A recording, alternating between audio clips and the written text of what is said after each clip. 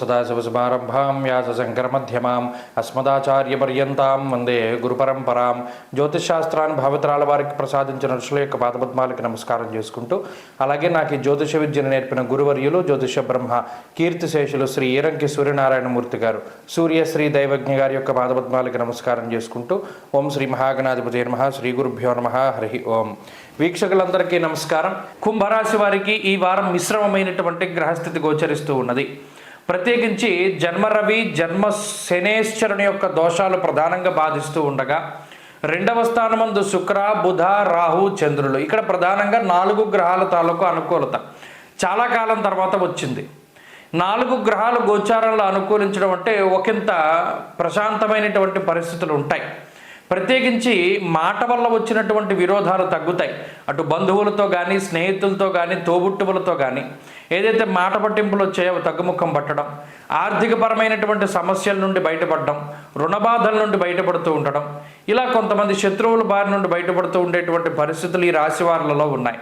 అంతేగాక జీవిత భాగస్వామి ఆరోగ్యము, సంతానానికి సంబంధించినటువంటి ఆరోగ్యం మెరుగుపడుతూ ఉంటుంది. కుటుంబ పరిస్థితులు చక్కబడుతూ ఉంటాయి. మీరు చెప్పేటువంటి వాటిని కుటుంబ సభ్యులు వినడం, వాటిని కొంత ఒప్పుకోవడం, యాక్సెప్ట్ చేయడం అనేటువంటిది కనబడుతూ ఉన్నది.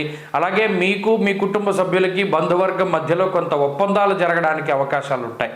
ఇక ఉద్యోగ వ్యాపారాల పరిస్థితులు చాలా సానుకూలంగా ఉన్నాయి. ప్రత్యేకించి ఆర్థిక పరిపుష్టిని కలగజేసేటువంటి విధంగా ఉద్యోగంలో పదోన్నతి లేదా ఉద్యోగంలో గుర్తింపు, స్థిరత్వము ఇటువంటివి లభించడానికి అవకాశం ఉంటుంది. అలాగే గత కొద్ది వారాలుగా ఏదైతే మీరు మోసపోయి ధనాన్ని కోల్పోయినటువంటి పరిస్థితులు ఉన్నాయో, అనగా చాలా తక్కువ డబ్బు పెట్టి ఎక్కువ రావాలి, లేదా జోదము, స్పెక్యులేషను, ఆన్లైన్ బెట్టింగ్లు, ఇలా ఏదైతే ధనాన్ని నష్టపోయినటువంటి కుంభరాశి వారు ఉన్నారో వారు మరలా తిరిగి ధనాన్ని సంపాదించుకోగలుగుతారు. అంటే మళ్ళీ వెళ్ళి అది ఆడమని లేకపోతే ఇంకోటని కాదు. ఇక్కడ కష్టే ఫలి, కష్టపడితే డబ్బు వస్తుంది. ఆ వచ్చిన డబ్బు తీసుకెళ్ళి అనవసరమైనటువంటి వాటిల్లోనూ జోదంలోనూ పెడితే పోతుంది, ఏలినాటి జన్లో రాదు.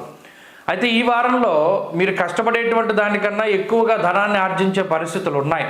అది మీరు చేసే ఉద్యోగంలోనో, బోనస్లో, ఇంకోటో మీకు అది లభిస్తుంది. ఏదైనా ఆర్థిక పరిపుష్టి ఉంటుంది, మీ మాటకు విలువ పెరుగుతూ ఉంటుంది, ఆరోగ్య పరిస్థితులు బాగున్నాయి. ఇలా కుంభరాశి వారికి 4 గ్రహాల అనుకూలతల వల్ల అటు చదువర్లకి, విదేశాల్లో ఉండేటువంటి వారికి, వీరందరికీ కూడా గ్రహగతులు చాలా అనుకూలంగానే గోచరిస్తూ ఉన్నాయి.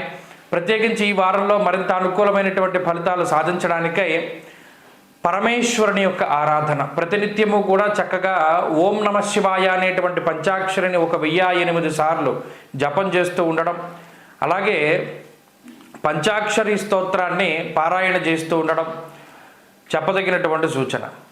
ఈ వారంలో కలిసి వచ్చేటువంటి రోజు బుధవారంగా చెప్పవచ్చును. అదృష్ట సంఖ్య 2, అదృష్ట వర్ణము లేత ఆకుపచ్చ రంగు. తదుపరి మీనరాశి.